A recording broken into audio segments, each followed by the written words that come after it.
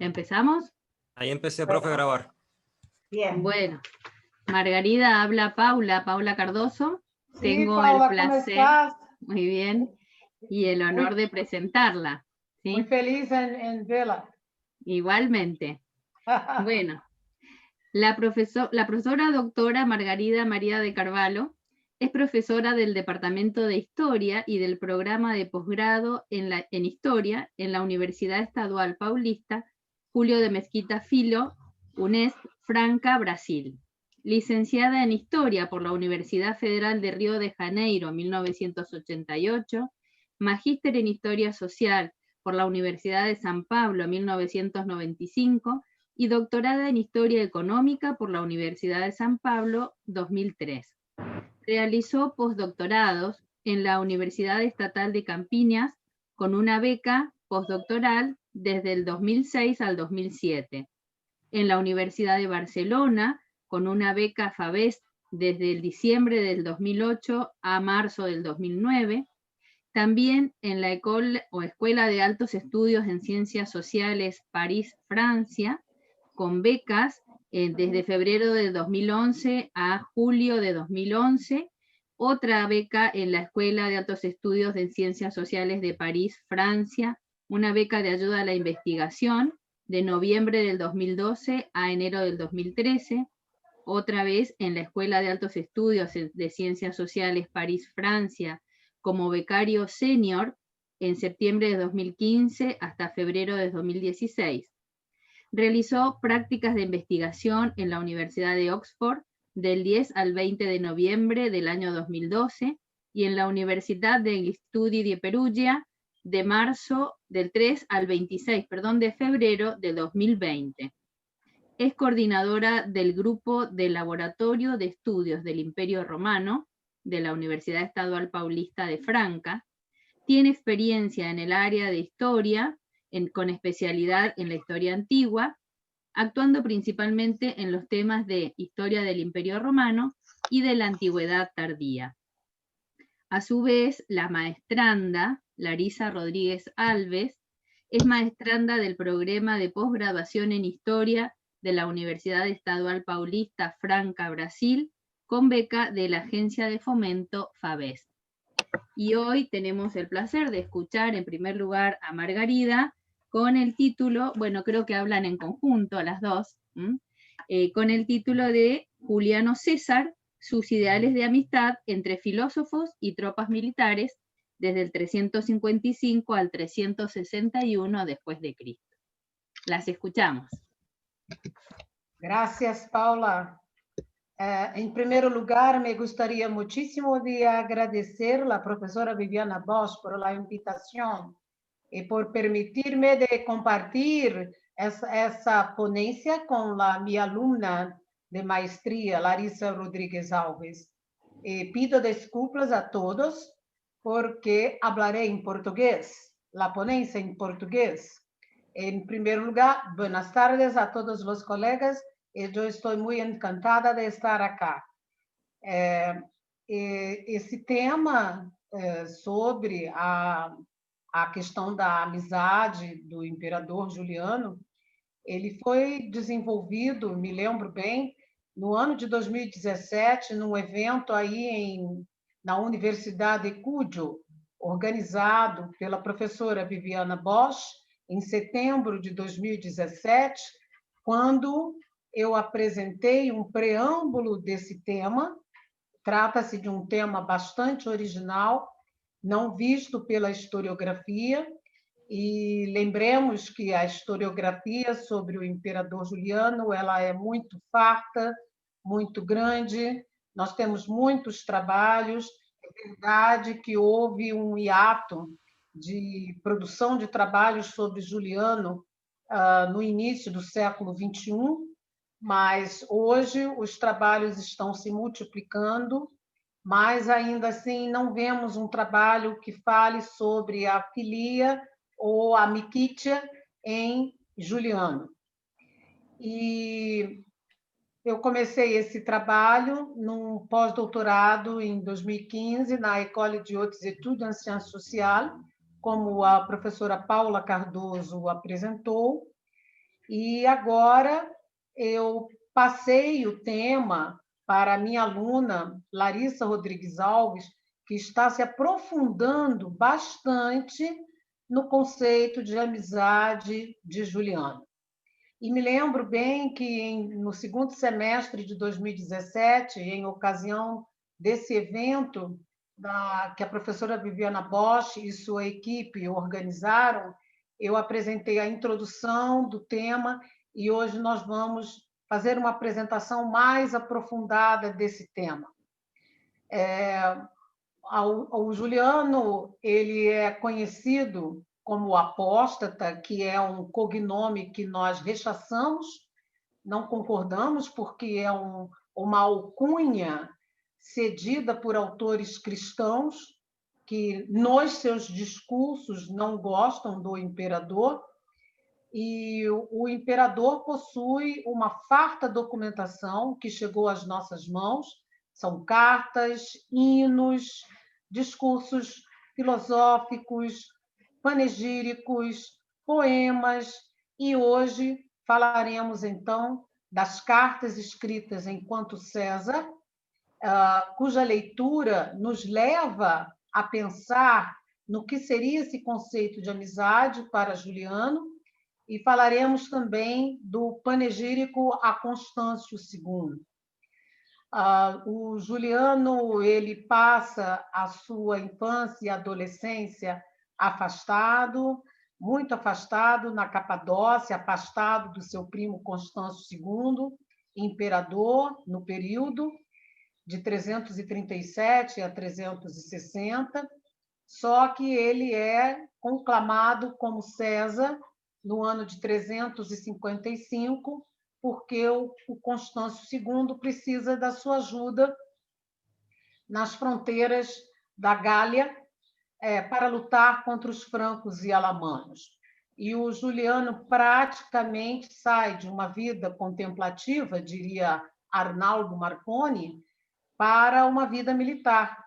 Então, ele sai da escola filosófica de Atenas em 355 e ele vai para a Gália e acompanha Constâncio II, mais ou menos num período de um semestre, e essa foi a prática, uma pequena prática militar que ele teve, lutando ao lado do imperador Constâncio II.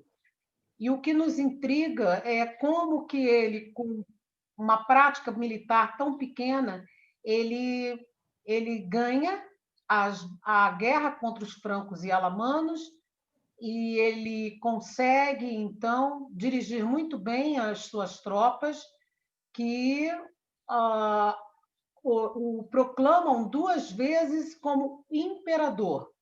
Da primeira vez, em 357, Juliano não aceita a sublevação, mas essa sublevação volta a ocorrer em 360. E tudo indica que as tropas o admiravam muito. E daí hipotetizarmos que o fato de Juliano ter tido sucesso também nas Gálias ao lidar e gerenciar essas tropas militares foi justamente o seu conceito de amizade, a sua noção de solidariedade para com esses soldados. Essa situação ocorrerá enquanto César e enquanto imperador, essa situação vai mudar muito, mas isso será mote de uma outra apresentação. Na de hoje, utilizaremos as documentações que são as epístolas escritas enquanto César, utilizaremos o panegírico a Constâncio II e a carta a Temístio. As epístolas escritas a partir de 357 d.C. foram aquelas que chegaram às nossas mãos. Então, nós vamos analisar aqui, nessa apresentação, algumas dessas cartas, nas quais fica visível o seu sentimento de amizade, e, na sequência, algumas passagens do panegírico a Constâncio II serão interpretadas. E hipotetizamos também que o panegírico a Constâncio II é uma projeção do próprio imperador Juliano. Há um discurso escrito por Juliano enquanto lutava nas Gálias contra francos e alamanos, mas essa notícia não é dada por Libânio na carta número 8, porque havia um costume muito grande desses autores de trocarem os discursos, né? Às vezes mesmo algumas epístolas de cunho oficial. Então, nessa carta número 8, o Libânio nos dá a notícia que ele escreveu esse discurso enquanto César, relatando as guerras contra francos e alamanos, mas, infelizmente, esse discurso não chegou às nossas mãos. E as cartas que chegaram foram a partir de 357 depois de Cristo.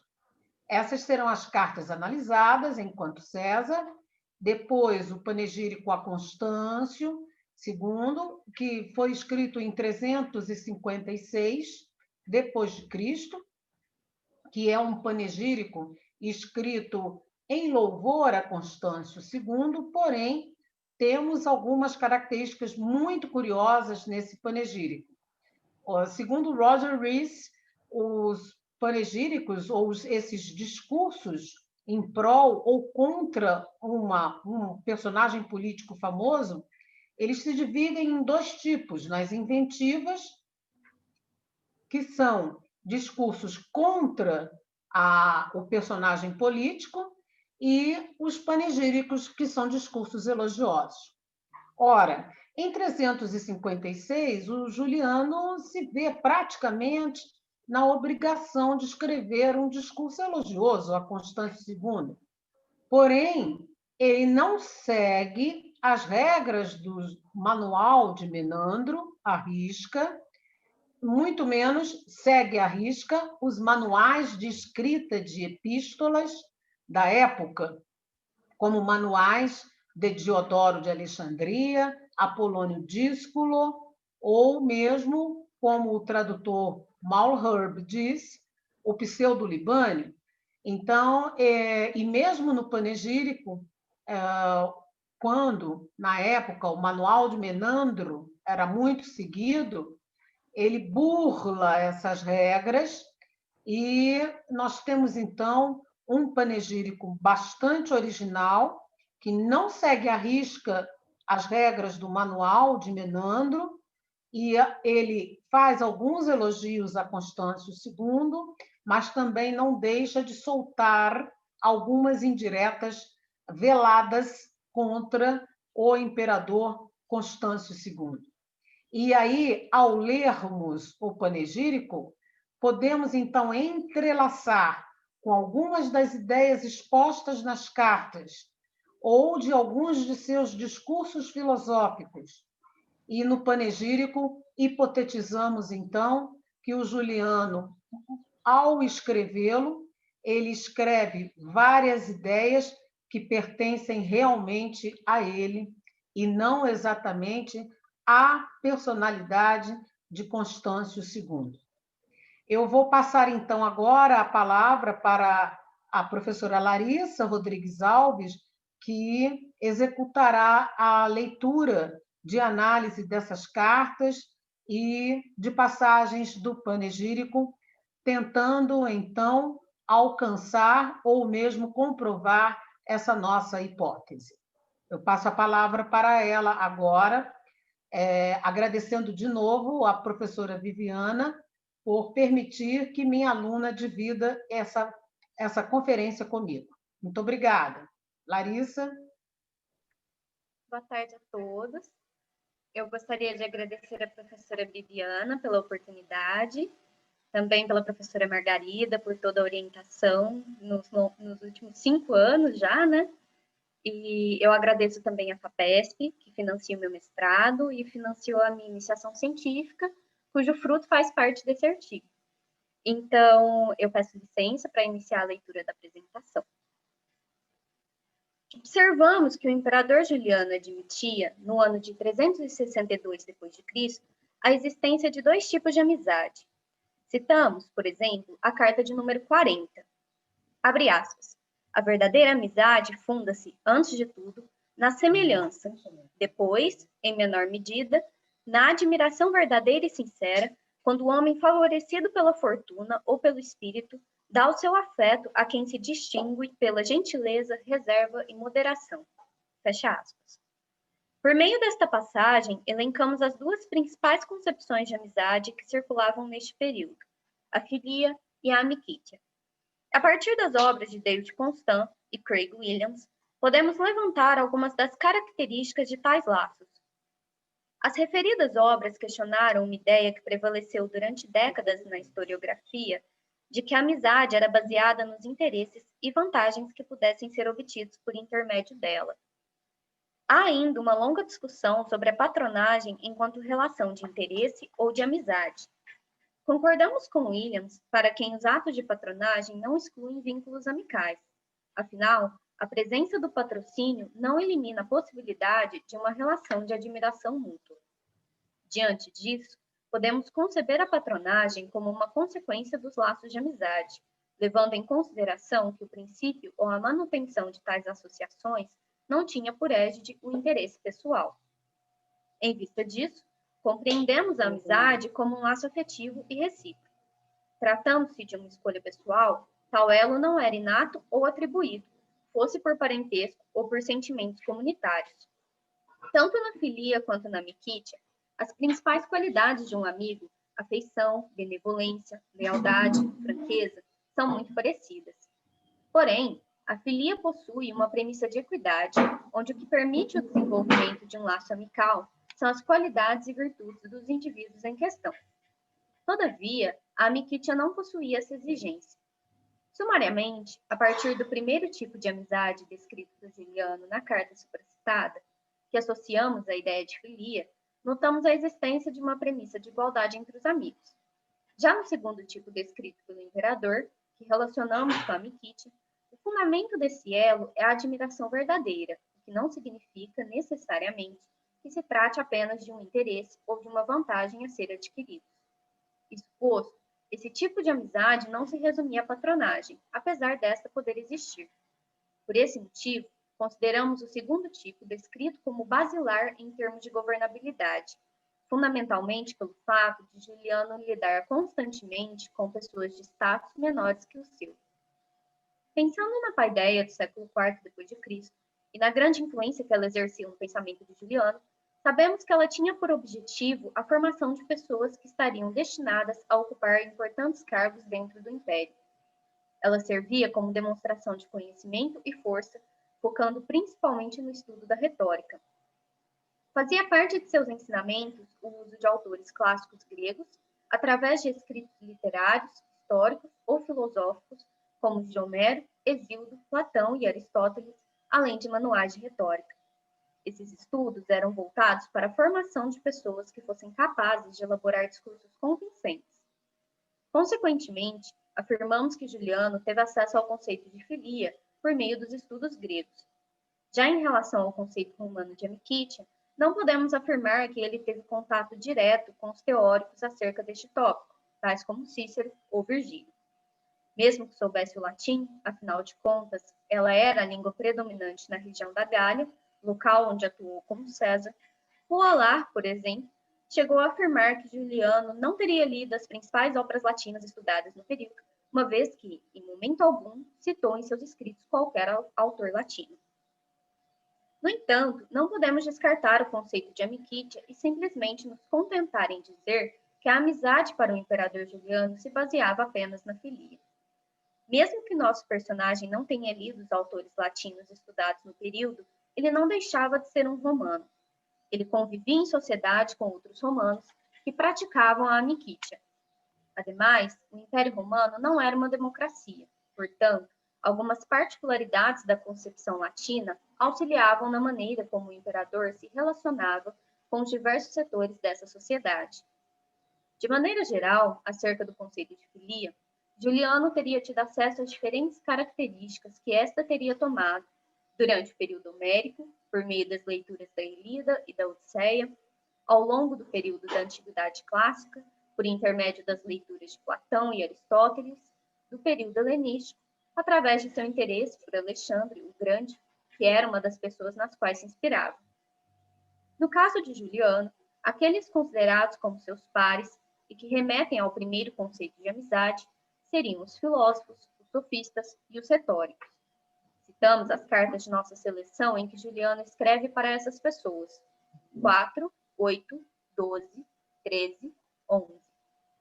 É interessante ressaltar que o vocativo adelphé, que poderíamos traduzir como irmão, só foi utilizado nesse tipo de relação em que Juliano considerava seu destinatário como igual.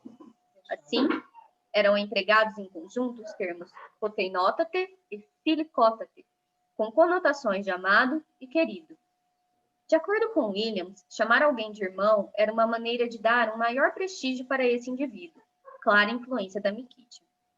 De mais a mais, foram muitas as cartas nas quais ele convidou esses amigos para visitá-lo pessoalmente, como na carta 9, escrita para Lípia. Abre aspas.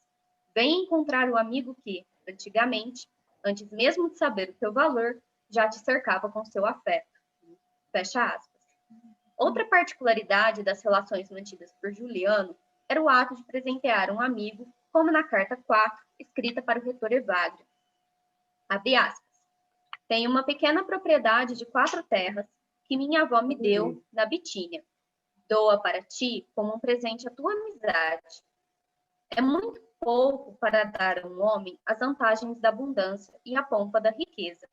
Mas tu verás que este presente está longe de carecer de aprovação, se eu o descrever em detalhes. Fecha aspas. Entretanto, precisamos compreender que, enquanto César e imperador, Juliano não poderia apenas se comunicar e manter uma relação de amizade com aqueles que ele considerava seus pares, quer dizer, com pessoas cujas virtudes fossem parecidas com aquelas por ele valorizadas, a saber, justiça, gentileza, bondade, humanidade e moderação. Refletindo acerca da relação que Juliano precisava manter com os diversos setores da sociedade romana, é que percebemos a maior influência da Miquítia. Essa concepção traz uma ideia ausente na filia. Enquanto esta pressupunha apenas relações de equidade, se pensarmos na concepção da antiguidade clássica associada à democracia ateniense, a Miquítia traz uma noção de estratificação que se adequava à política do império e às relações de patronagem do período. Por isso, quando Juliano se dirigia à população romana ou lidava com as elites, não poderia levar apenas em consideração uma relação de equidade, demonstrando, talvez, a principal miscelânea entre filia e Miquítia em seu conceito de amizade. Quanto às virtudes valorizadas por Juliano, algumas daquelas associadas aos seus ideais de prínceps estão presentes, por exemplo, na carta de número 20. Epieikeia, justiça, filantropia, Crestófas, benevolência. Em síntese, elas coincidem com seu ideal de um bom governante, filósofo ou cidadão. Podemos resumir essas qualidades em moderação, honestidade em contraste com a bajulação, lealdade, justiça, capacidade de uso da persuasão em detrimento da violência e, principalmente, a prática da filantropia. Veremos como se dava o uso de tais virtudes, pragmaticamente, nas relações que Juliano manteve com as suas tropas militares na região da Gália. Começamos pelos acontecimentos que antecederam o cesarato de Juliano. Conforme Arnaldo Marconi, houve a ação de vários usurpadores contra o governo imperial, como Magnêncio e Silvano. Além disso, Constâncio II enfrentava inimigos em diferentes fronteiras do império.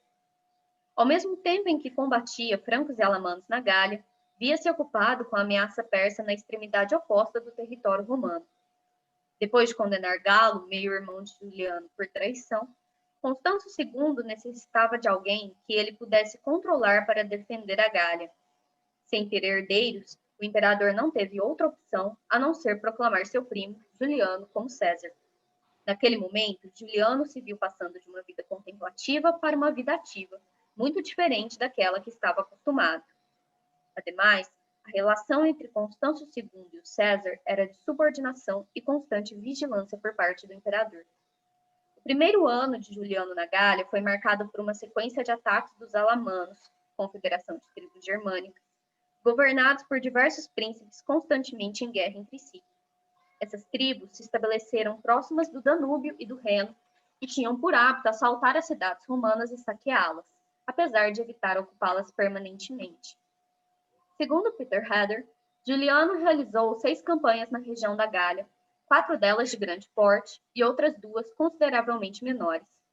Até meados de 356 d.C., ele teve a companhia de Constâncio II como seu superior, mas pouco sabemos sobre essa fase. Temos notícias por meio de Amiano Marcelino e, em relação à documentação do próprio Juliano, só temos acesso àquelas escritas a partir de 357 d.C. Por conseguinte, no início de seu cesará, Juliano teve contato com um breve treinamento militar durante a estada de Constâncio II na Gália. A princípio, Juliano não tinha motivos para escrever um panegírico dedicado ao seu primo, já que, como afirma Heather, o motivo que o fez ter sido nomeado César foi manter o poder na mesma dinastia com a pessoa que possuía a menor rede de sociabilidades possível. Dessa forma, caso tentasse uma usurpação, Juliano não teria força ou apoio político. Outro sim, suas funções foram extremamente limitadas e a administração e o comando do exército da Gália foram delegados para homens da confiança de Constâncio II. Além disso, Juliano não obteve as coroas de ouro que lhe permitiria comprar apoio militar. Quando de sua aclamação como Augusto, em 361 d.C., as vitórias militares de Juliano o legitimavam como tal, na medida em que representavam o apoio divino à sua ascensão. Os soldados tinham interesse na aclamação de Juliano, porque, enquanto Augusto, ele poderia realizar doações de ouro para suas tropas, controlar promoções e distribuir recompensas. Com a confiança das tropas militares e dos funcionários da burocracia imperial, eliminou, aos poucos, o controle que Constâncio II exercia na região por meio de seus funcionários de confiança.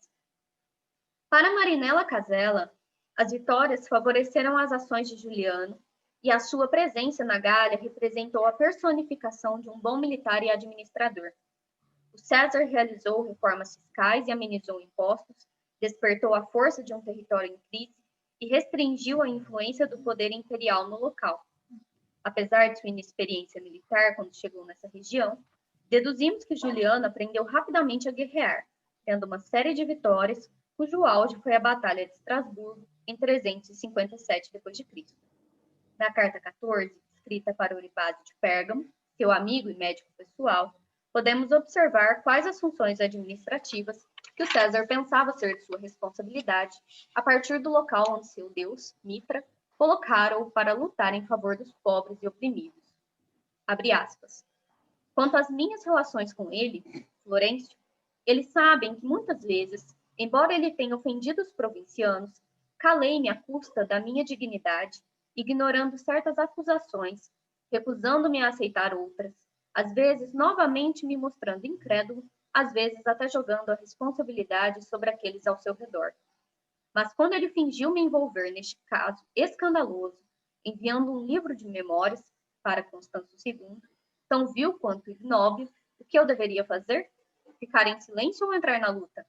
A primeira opção teria sido, em minha opinião, estúpida, degradante, odiada pelos deuses. A outra, por outro lado, era justa, viril, generosa, mas proibida pelas dificuldades em que estávamos envolvidos. O que eu fiz?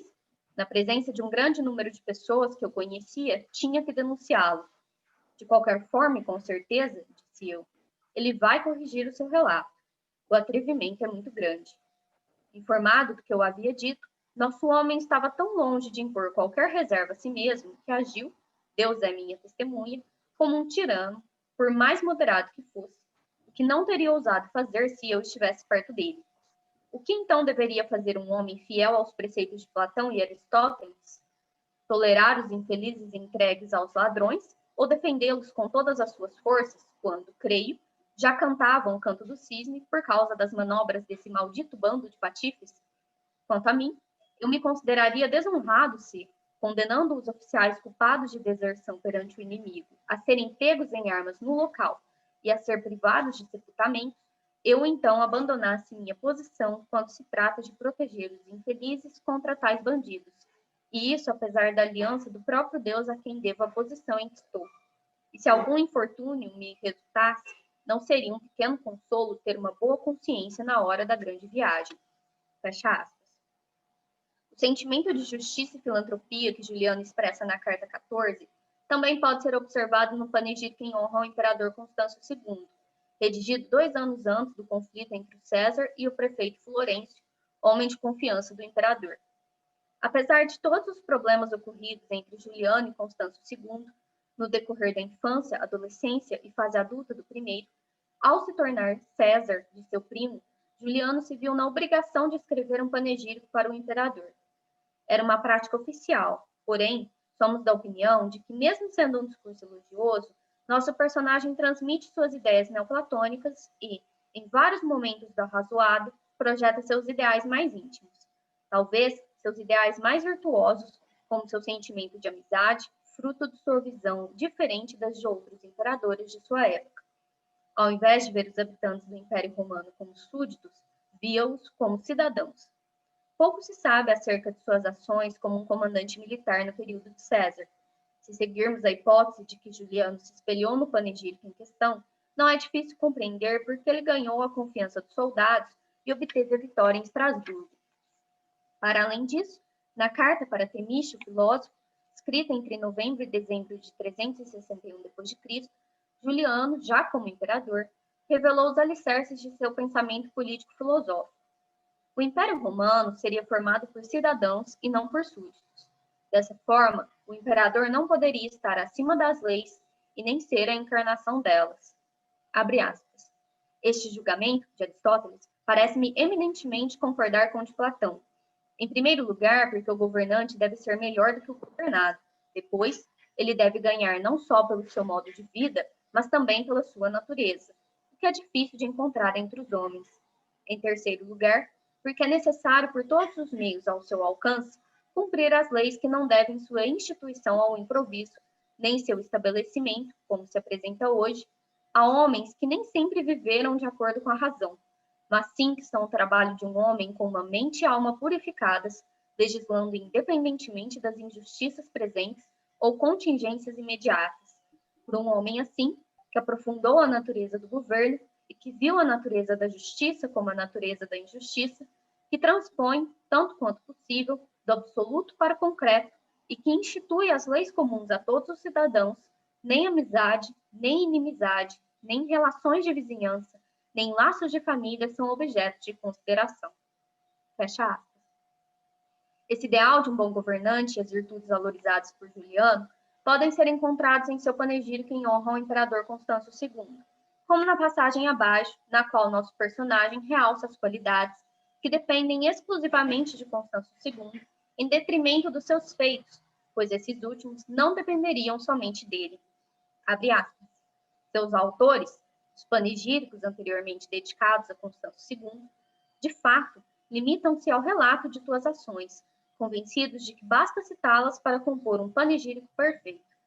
Mas, em minha opinião, é melhor que meu discurso se concentre principalmente nas virtudes que foram a causa dos teus sucessos eminentes, pois na maioria das façanhas, se não em todas, a fortuna, os guarda-costas, as falanges dos soldados, as fileiras de cavaleiros e a infantaria contribuem para a vitória, enquanto os atos virtuosos são trabalho exclusivo de seu autor, e o elogio ligado a essas virtudes constitui um verdadeiro elogio.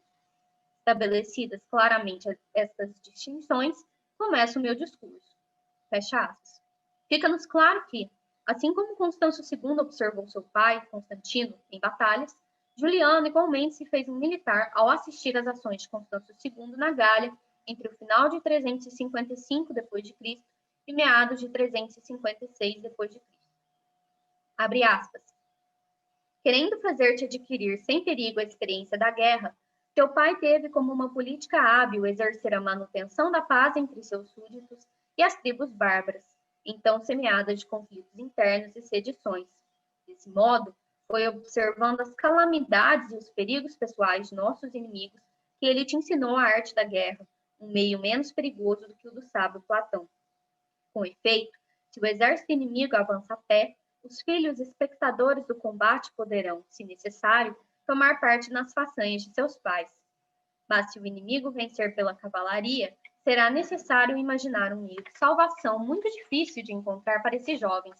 Pelo contrário, acostumar as crianças a enfrentar o inimigo, vendo o perigo alheio, é proporcionar, em minha opinião, o suficiente para a educação de que precisa e para a sua segurança.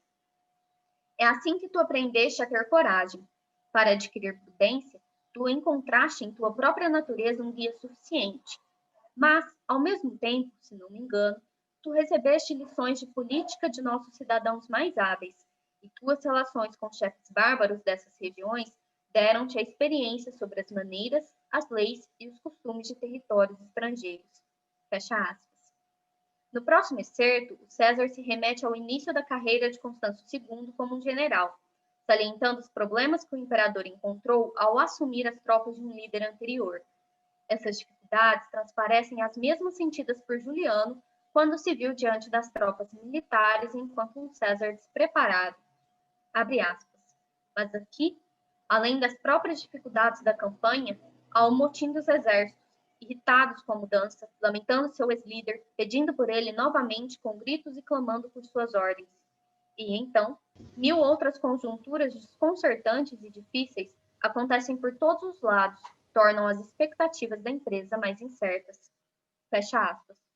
A passagem abaixo mostra um dos pensamentos mais importantes de Juliano sobre como deveria ser um governante. Tal convicção é apresentada ao longo de todos os seus escritos, tanto em seus encargos de César, quanto como imperador. Abre aspas. E quem te viu deprimido antes da vitória, ou exultante depois de ter triunfado, bastará louvar-te dignamente para te proclamar ao mesmo tempo orador, chefe do exército, excelente imperador e valente soldado? Por muito tempo, o corpo bélico estava dividido e tu soubeste uni-lo novamente. Rival, ao meu gosto, de um Ulisses, de um Nestor e daqueles generais romanos conquistadores de Cartago que sempre se revelaram mais formidáveis na tribuna das injustiças do que nos inimigos da batalha campal. Fecha aspas. No final de seu Cesarato, Juliano relata um sonho a Oribásio. Abre aspas. Sonhei que, plantada em um vasto triclínio, uma árvore muito alta se inclinava para o chão. De suas raízes surgiu outro broto, ainda pequeno e jovem e todo florido. Eu estava cheio de angústia, temendo que aquela planta frágil fosse arrancada com a grande. No entanto, quando estava bem perto, vi a grande árvore esticada no chão, enquanto a pequena permanecia de pé, mas se erguia do chão. Diante disso, minha ansiedade redobrou. Que pena para esta linda árvore, eu disse. Sua própria descendência está em perigo de morrer. Então, alguém completamente desconhecido me disse: dá uma boa olhada e recupera-te. Como a raiz permanece no solo, o pequeno broto sobrevive intacto e só ficará mais forte. Fecha aspas. Interpretamos o extrato acima como um preâmbulo de um plano em formação, o de se tornar augusto, após ter adquirido a confiança de suas tropas e a aliança com os funcionários administrativos da Gália. Na carta 17b, citada abaixo, o César relata para Constâncio II a sublevação dos soldados que o proclamaram Augusto. Mais tarde, o exército romano da Gália, repleto de diversidades, uniu-se através dos laços de amizade entre seu comandante e as tropas.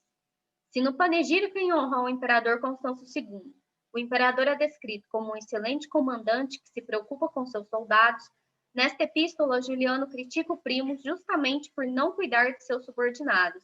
Abre aspas. Nomeado César por ti e lançado no meio do horrível estrondo das batalhas, contentando-me com o poder que me foi delegado e enviando-te como um servidor fiel relatos frequentes de sucessos que se sucederam à vontade, eu cansei teus ouvidos, sem nunca, entretanto, atribuir nada à minha coragem diante dos perigos. E, contudo, inúmeros exemplos o atestam, durante as operações em que os germânicos foram derrotados e dispersados por todos os lados, sempre fui o primeiro a lutar, sempre fui o último a buscar descanso. Mas, digo sem ofender-te, se, na tua opinião, há uma revolução acontecendo hoje, é porque o soldado, consumindo inutilmente sua vida em meio a guerras frequentes e duras, acabou realizando um projeto antigo. Ele estremeceu de impaciência por ter apenas um subordinado como chefe e por se ver diante de um César impotente para recompensar seus suores prolongados e suas vitórias incessantes.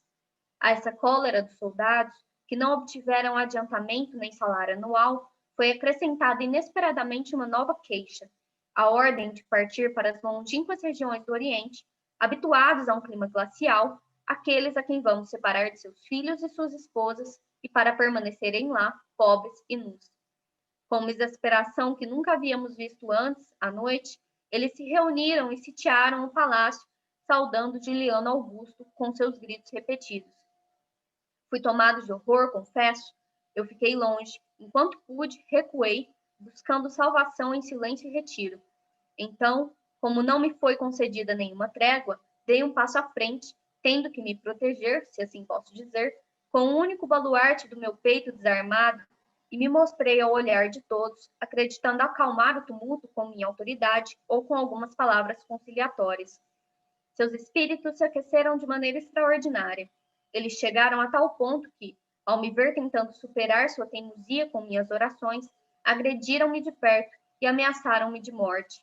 Enfim, derrotado, e dizendo a mim mesmo que, se eu morresse, outro talvez se dispusesse a se deixar proclamar imperador em meu lugar, desisti, na esperança de apaziguar a violência armada. Fecha aspas. Autores como Herder indicaram que Juliano, portanto, seria um usurpador do governo de Constâncio II. Nossa opinião diverge dessa historiografia, porque o César pertencia à dinastia constantiniana e era um herdeiro natural do império, visto que seu primo não possuía filhos. Juliano escreveu um panegírico cujas finalidades não eram exatamente as de um discurso elogioso, como observamos nas críticas sutis presentes ao longo desse encômio. Tanto Tupper quanto Bidet afirmaram existir um limite para a bajulação de Juliano em relação a Constâncio II. O César ainda poderia ter escrito esse texto para diferentes públicos-alvos que interpretariam o mesmo de formas distintas. A minha leitura se encerra aqui. Eu passo a palavra novamente para a professora Margarida.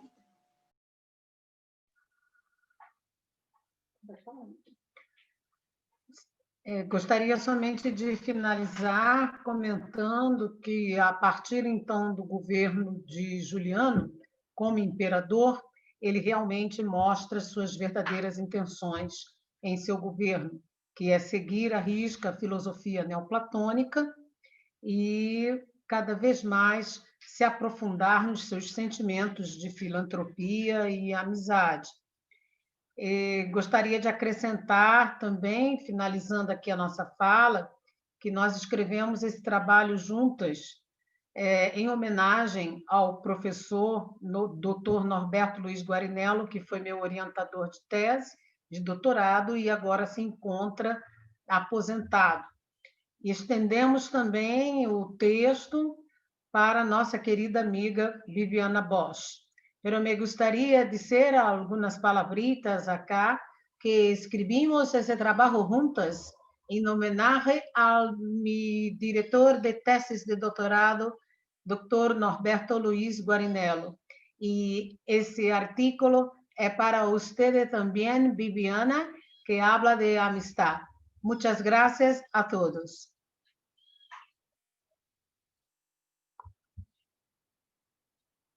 Bueno, muchas gracias, Margarida, como siempre, muy profundos tus trabajos, muy bien fundamentados en la actualización bibliográfica que utilizas y además en las fuentes en las cuales estás fundamentando todas tus apreciaciones. Siempre, desde que te conocemos, tus trabajos nos han sorprendido por la gran precisión metodológica que utilizas y el gran nivel como investigadora que tienes. Por supuesto, tienes una gran formación en París, en Oxford, por supuesto en Brasil, y has sido muy generosa. Yo eso lo quiero destacar, porque la presencia de Larisa, que me ha parecido excelente, también la exposición de la niña, lo demuestra. Siempre que has venido a Mendoza, has traído a tus doctorandos, a tus maestrandos, a aquellos jóvenes que orientas, y les aviso que Margarida tiene una gran cantidad de discípulos, cerca de 50 más o menos, no estoy exagerando, son los jóvenes que están con ella. Y yo creo que la misión de los mayores es apoyar y abrir la puerta a la gente joven, que es el futuro. Nosotros deseamos el presente, pero ellos son el futuro. Así que un honor, Margarida, que hayas estado con nosotros, y tu generosidad yo la destaco. También, por supuesto, hemos publicado contigo, te lo agradecemos mucho, y nos veremos pronto, ya sea en Mendoza o en Brasil, que ya hemos recibido tu invitación y te agradecemos mucho. Bueno, Larisa, muy bien también, excelente. Sigue los caminos de su maestra. Muchas gracias. Sí, recuerdo jóvenes que han venido contigo, como Elena Papa, que ahora tiene un cargo muy importante en otra universidad. Es decir, realmente Margarida es una formadora de personas, ¿no? Y eso, esa generosidad, esa bonomía que ella tiene, es digna de destacarse, por eso la menciono. ¿Alguna pregunta? Abrimos ahora un espacio a consultas, preguntas, comentarios. Yo ya hice los míos, perdón por extenderme, pero tengo una verdadera amistad con Margarida. Bueno, están calladitos. Yo tengo una pregunta, Viviana, si me permitís. ¿Cómo no, Juan Pablo? Bueno, muchas gracias. Bueno, gracias, Viviana, gracias, Margarida y Larisa, por la excelente ponencia, Gracias, Juan conferencia. Muchas gracias. Les hago llegar el saludo de Graciela, que por razones de fuerza mayor no pudo estar presente, que realmente le hubiera gustado, y aparte, bueno, el afecto y el respeto y la admiración académica que siempre me encomienda por comunicarles. Margarida, bueno, la pregunta, y Larisa, tiene que ver con la imagen de los emperadores, que yo sé que es un tema que ha sido muy tratado en Brasil, y cómo repercute, si en alguna medida en este tiempo tardoantiguo, y tal vez que se pueda llevar a otras épocas, esta imagen del emperador que se nos ha transmitido, en este caso Juliano, pero también puede ser adjudicable a otros, es el resultado de una competencia religiosa que se da ahí en el seno de la aristocracia imperial, ¿no? Ya sea senatorial como de otros círculos. Juan Pablo, eu não sei se eu entendi bem a pergunta, mas eu vou tentar responder o que eu compreendi. Em primeiro lugar, a questão da construção das imagens de imperadores e personagens políticos aqui no Brasil é muito trabalhado no meu grupo. Inclusive, agora eu estou orquestrando, digamos assim, um projeto temático com mais 7 colegas do estado de São Paulo, e todos nós vamos trabalhar essa questão de construção de imagens de imperadores, ecos desses imperadores nas documentações. No início da fase de Juliano como imperador, havia uma tolerância maior da parte dele, né, em relação àqueles que eram cristãos ou que professavam outros tipos de religiões. Mas o que se percebe na leitura das cartas do imperador, e esse é, inclusive, um tema que a Larissa está se aprofundando também, é justamente que ele vai se tornando cada vez mais radical nas suas medidas, por ele mergulhar, digamos assim, cada vez mais nos seus ideais neoplatônicos. E esses ideais, eles são estendidos por todas as áreas em que o imperador atuou. Nós vamos ver reflexos disso na legislação.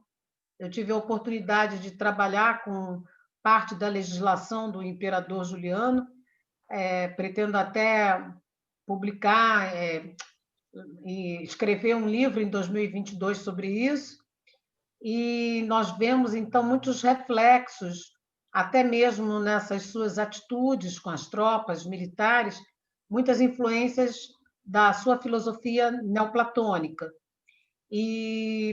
Só que quando nos debruçamos na leitura das epístolas da fase dele em Antioquia, antes da preparação para a guerra contra os persas, nós percebemos que ele está cada vez mais afunilando essas amizades e se tornando cada vez mais radical.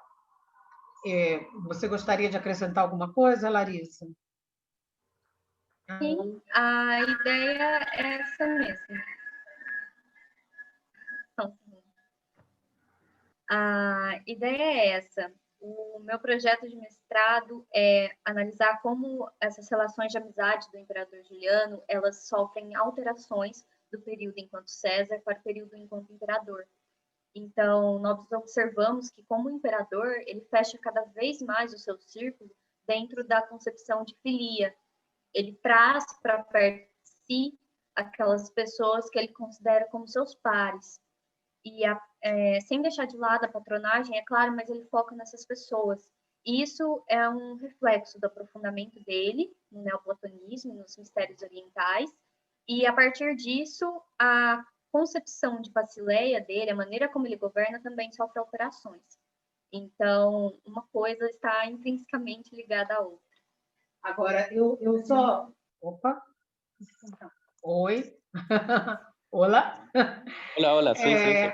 Só porque você fez uma pergunta muito boa, eu queria te agradecer, Juan Pablo, e você tocou na questão do Senado, né?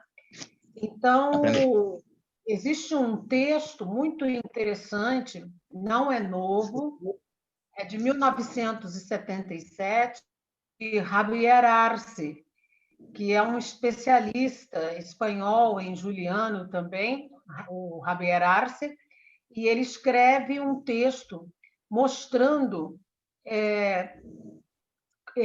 quais membros da corte imperial ou do Senado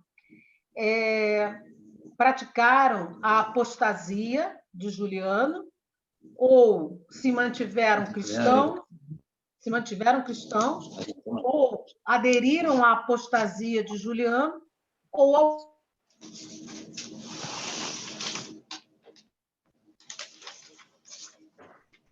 Margarida, tienes apagado el micrófono. O que foi? Ai, onde eu parei? Não. Então, não há um Senado, por exemplo, homogêneo nesse período. É um Senado muito diverso, onde, volto a repetir, porque eu não sei se você ouviu, alguns aderem à apostasia de Juliano, outros continuam cristãos e outros com suas filosofias não cristãs.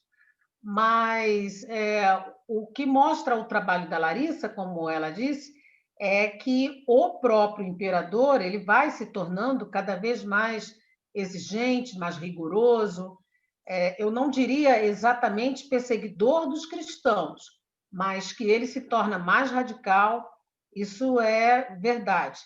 Inclusive, o meu trabalho atual, que é sobre as diversas interpretações sobre as mortes do imperador Juliano, eu interpreto pontos de vista cristãos sobre a morte, pontos de vista pagãos sobre a morte dele, né? E eu levanto até a hipótese do suicídio do Juliano. Ele foi se tornando cada vez mais radical, cada vez mais fechado em si mesmo, e ele morre, né, na guerra contra os persas. Esperamos ter respondido a sua pergunta, Juan Pablo. Muito obrigada. Sí, Margarida, muchas gracias y muchas gracias, Larissa. Perfecto. Bueno, ¿alguien más que quiera consultar?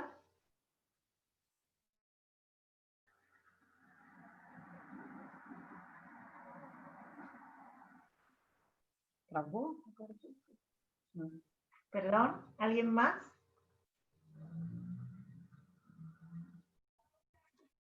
Para consultar aquí tendrían que ser todos profesores de historia especializados en antigüedad tardía, así que es medio difícil que pudieran preguntar si no son colegas del ramo, digamos.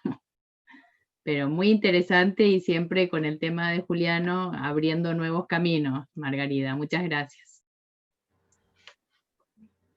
Muchas gracias, Margarida. Hace mucho Gracias. que trabajas en Muchas este tema. Gracias. Muchas gracias a ustedes, Viviana. Bueno. Otro aplauso. A ver, aplausito. Gracias. Bien. Bueno, si no hay más consultas, nos vemos mañana, que tenemos 3 excelentes, eximios investigadores. Nos acompaña aquí Patricia Sinner, también está José Antonio Carrascosa y Javier Andreu Pintado. Les recuerdo que mañana empezamos a las 16, no a las 17, así que los vamos a molestar desde más tempranito, pero yo pienso que también, igual que estas 3 jornadas, va a ser muy interesante. Felicitaciones de nuevo a nuestras queridas amigas y nos vemos mañana, si nadie quiere hacer otro comentario. Viviana. Hasta mañana. Hasta mañana.